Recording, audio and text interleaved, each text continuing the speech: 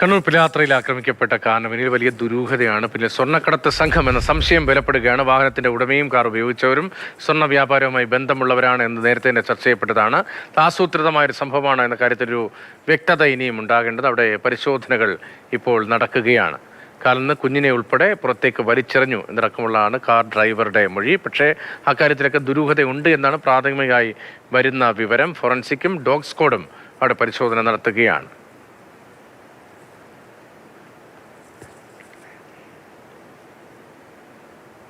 സാരംഗ് സുരേഷ് വിവരങ്ങളുമായുണ്ട്. സാരംഗ്, ഇപ്പോൾ പരിശോധനകൾ നടക്കുകയാണല്ലോ. ദുരൂഹതയുടെ ചുരുളഴിയും എന്ന് തന്നെ എന്ന് മനസ്സിലാക്കാൻ കഴിയുന്നുണ്ടോ? മാത്രമല്ല, നേരത്തെ ഈ സ്വർണം പൊട്ടിക്കൽ സംഘം വടക്കൻ കേരളത്തിൽ പ്രത്യേകിച്ചും വളരെ സജീവമായിരുന്നല്ലോ. അതിൻ്റെ കണ്ണിയാണ് എന്ന് തോന്നലുണ്ടോ, അതോ മോഷണമാണോ? അത്തരത്തിലുള്ള ചില ദുരൂഹതകൾ തന്നെയാണുള്ളത്. കാരണം കൃത്യമായ ആസൂത്രണത്തോടു കൂടി തന്നെയാണ് ഈ ഒരു പദ്ധതി തയ്യാറാക്കിയത് എന്ന് നമ്മൾക്ക് നിസ്സംശയം പറയാൻ സാധിക്കും. കാരണം പയ്യന്നൂരിനും കരിവള്ളൂരിനും ഇടയിൽ വെച്ച് ഈ രീതിയിൽ വാഹനം തടഞ്ഞു നിർത്തി മറ്റൊരു സംഘം വാഹനത്തിനകത്തേക്ക് കയറുന്നു.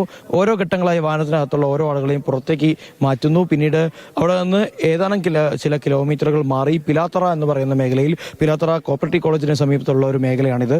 ഇവിടെ ഈ ഒരു പ്രദേശത്ത് ആളൊഴിഞ്ഞൊരു മേഖലയാണ്. രാത്രി സമയത്തൊന്നും തന്നെ കാര്യമായി ആളുകളൊന്നും വരാത്ത, വീടുകളൊന്നും ഇല്ലാത്തൊരു മേഖലയിലേക്ക് കാർ എത്തിച്ച് നമുക്ക് കാണാൻ സാധിക്കും. കാറിന്റെ മുഴുവൻ ഭാഗങ്ങളും തകർത്ത് പരിശോധന നടത്തിയത് നമുക്ക് കാണാൻ സാധിക്കും. ബോണറ്റിനകത്തുള്ള കോട്ടിംഗ് വരെ ഈ രീതിയിൽ പൊളിച്ചു മാറ്റി പരിശോധന നടത്തിയിട്ടുണ്ട്.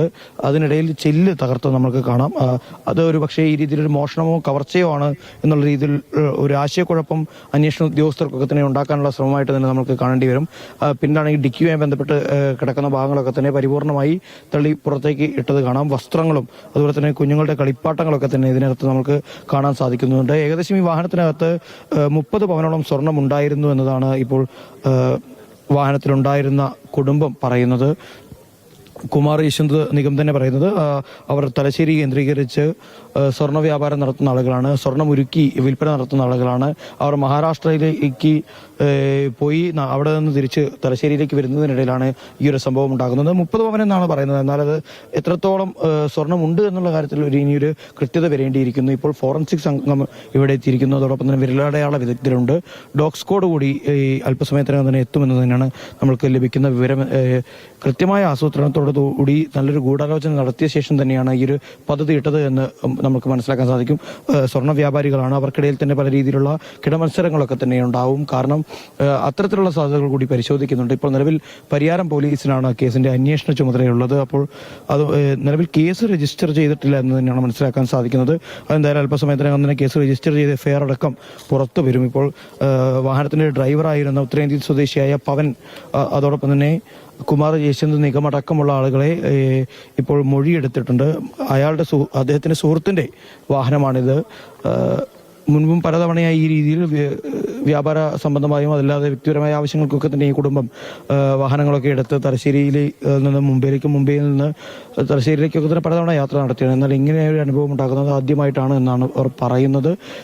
തീർത്തും കാരണം പയ്യന്നൂർ നഗരത്തിൽ നിന്നൊക്കെ തന്നെ ഏറെ മാറി ഒറ്റപ്പെട്ടു നിൽക്കുന്ന ഒരു മേഖലയിലേക്ക് വാഹനം എത്തിച്ച് ഈ രീതിയിൽ ഒരു കവർച്ച അല്ലെങ്കിൽ ഇത്തരത്തിലൊരു സ്വർണം പൊട്ടിക്കൽ എന്നുള്ള സാധ്യതയടക്കം നിലനിൽക്കുന്നുണ്ട്. അപ്പോൾ ആ രീതിയിലുള്ളൊരു ഓപ്പറേഷൻ ഇവിടെ നടത്തിയിട്ടുണ്ടെങ്കിൽ ഇത് കൃത്യമായ ആസൂത്രണത്തോടു കൂടിയാണ്. ഇനി ഇവർക്കിടയിൽ ഇനി ഏതെങ്കിലും തരത്തിലുള്ള ഒറ്റുകാരുണ്ടോ എന്നുള്ള കാര്യങ്ങളടക്കം ഇനി പരിശോധിക്കേണ്ടതുണ്ട്.